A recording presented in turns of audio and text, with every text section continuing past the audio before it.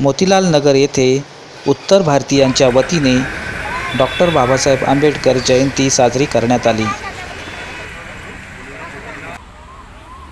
और रमाबाई गोद में पड़ी हुई है, बाबा साहब कह रहे नहीं रमा उठ, तुझे देखना होगा, ये समाज की आज़ादी अपनी आंखों से देखनी होगी। तू परेशान ना हो, तू दुखी ना हो। देख रमा, मैं अपने समाज के लिए अधिकार लेकर आया हूँ, राजनीतिक अधिकार। अब उनको भी बोलने का अधिकार होगा, उनको वो भी अपना नेता चुन सकेंगे। लेकिन मैं ऐसा संविधान बनाऊंगा, तो मैं बनाए नहीं थे, लेकिन बाबा साहब सपना ही देख रहे थे। और रमाबाई बाबा साहब की बाहों में मर गई। जिस पत्नी को जीवन में एक गज कपड़ा नहीं दिया हो, उसके बच्चों को की परवरिश ना की हो, जरा सोच कर देखिए। आप एक दिन बाबा साहब के उस जीवन को जीकर देखिए, आपको पता लग जाएगा कि कितना कठिन जीवन बाबा साहब ने दिया था। लेकिन बाबा साहब ने अपनी समस्या नहीं देख रहे थे, वो हमारी आज़ादी देख रहे थे।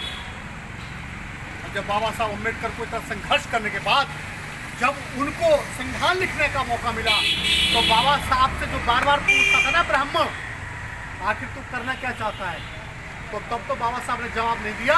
और बाबा साहब ने संविधान के एक एक आर्टिकल में ब्राह्मण को जवाब दिया, हे ब्राह्मण, जिस समाज को तूने बोलने पे पाबंदी लगाई थी, मैं उस समाज को बोलने का अधिकार देता हूँ।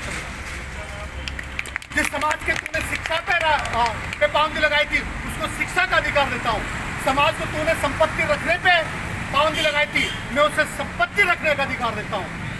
जितने बाउंडेशन थे, सारे बाउंडेशन बाबा साहब ने तोड़ दिए और ऐसा संविधान हमें दे दिया। उस संविधान को क्या हमने पढ़ाया?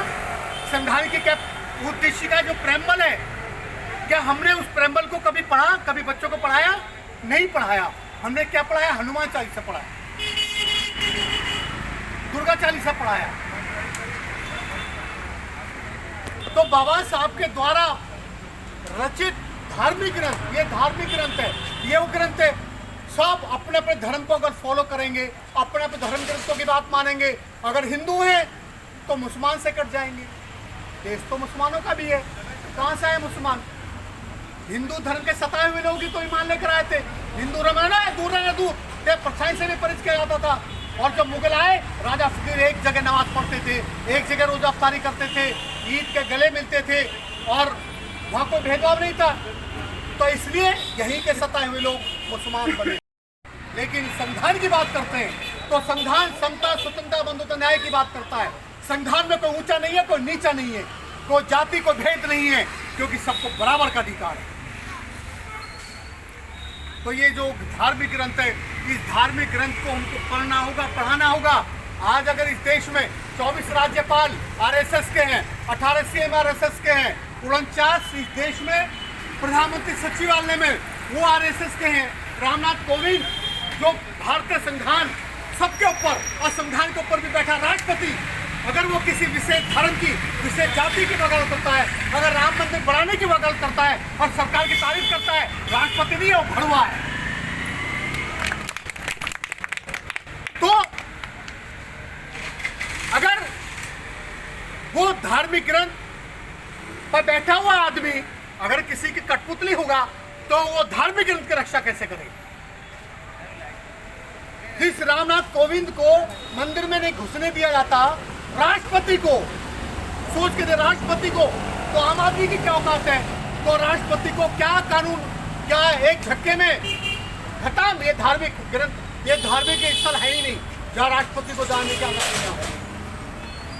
चाहे तो एक मिनट ध्वस्त करा सकता है, लेकिन कराएगा तो जब राष्ट्रपति हो, है तो कुत्ता है। तो ऐसे ही गुलाम लोगों को ये लोग सर पे बिठाते हैं आपको। हमें कहीं ना कहीं, हालांकि मुझे असंवैधानिक भाषा का इस्तेमाल नहीं करना चाहिए, लोगों को बुरा लगता है, लेकिन जलन होती है तो निकल जाता है। हमें संविधान को पढ़ना होगा, पढ़ाना होगा और संविधान के अनुरूप कहीं ना कहीं हमें चलकर ही ये आज़ादी मिलेगी। बोलने की आज़ादी है, बोलिए, विरोध कीजिए। कोरोना है, पहले इसको समझिए, है या नहीं है? षड्यंत्र क्या है? ये अमीरों का षड्यंत्र है कोरोना, और कुछ नहीं है, कहीं नहीं है। सारी व्यवस्था उनके हाथ में है। कल को कोई और बीमारी ले आएंगे। एक बीमारी भगवान लाए थे, दूसरी बीमारी कोरोना ने लिया। तो आपने मेरी बात को ध्यान से सुना। मैं आपका आभार व्यक्त करता हूँ इस आशा विश्वास के साथ कि मेरी बात को कम से कम आज संकल्पित हो, एक प्रतिज्ञा करें कि हम अपने समाज को नशे से मुक्त रखने का प्रयास करेंगे, अपने बच्चों को इससे दूर रखेंगे। अगर आपने ऐसा संकल्प किया तो आपने 14 अप्रैल मनाई। दूसरी बात, अगली बार हम 14 अप्रैल मनाई जब जाएगी जब हर धर्म जाति के लोग बाबा साहब का अनुसरण करें। बाबा साहब का लोगों ने परिचय गलत दे दिया, दलितों का नेता परिचय गलत दे दिया। लोगों ने बोला, हमने मान लिया, लेकिन हमने कभी शोध किया कि वो दलितों के नेता थे?